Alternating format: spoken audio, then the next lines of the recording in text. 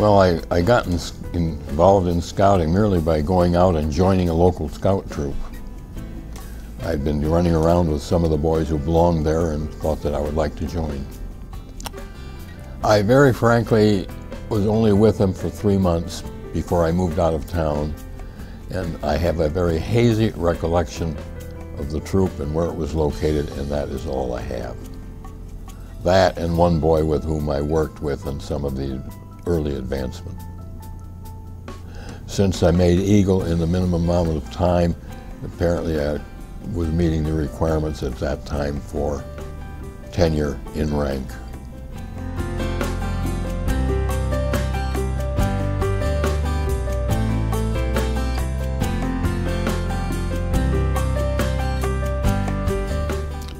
Well, I think scouting for my professional life, and I think what it should be in most other lives, the Scout Oath and Law is what we're supposed to live by, and keeping that as a foremost guidepost, you can't go wrong.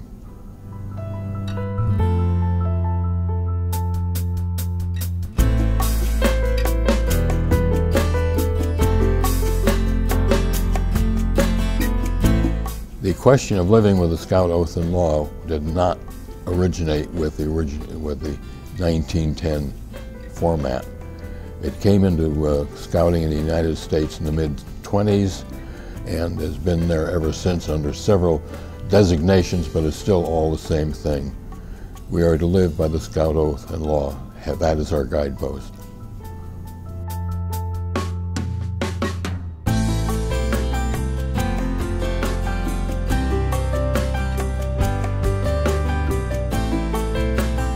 There are many differences brought about by our economy.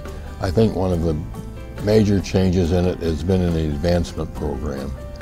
Back at the time when I joined scouting, we didn't have such things as the Board of Review. Today we do have them.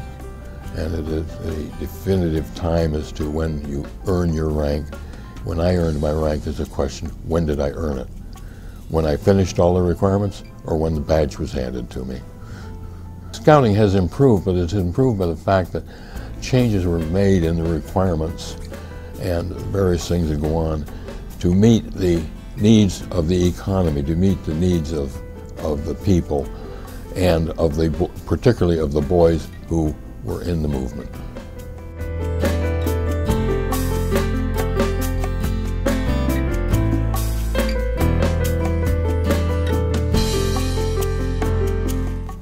Having seen what the Scout movement did for me, and having seen what the Scout movement has done for some other boys that have been in the troops that I've been in, makes me feel that it's worthwhile bringing the program to the boys.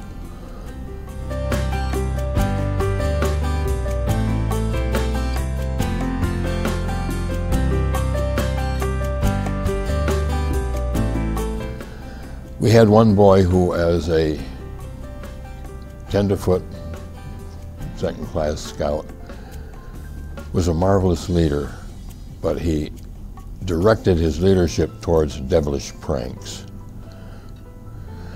And if we had any trouble within the troop, we usually could point our finger to him. By the time he reached Eagle, and he did get Eagle, he had turned around completely and he made an excellent leader. The sort of thing that we're trying to build into the boys.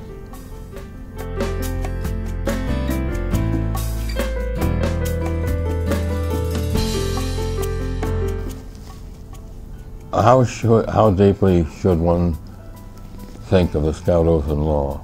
I think it should be a guiding item for us, a goal for us to work with and work on our lives.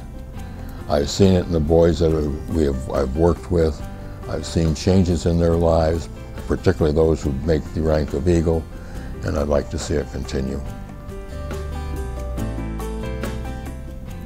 Earning Eagle rank is not the end of the trail. It's the beginning of the trail.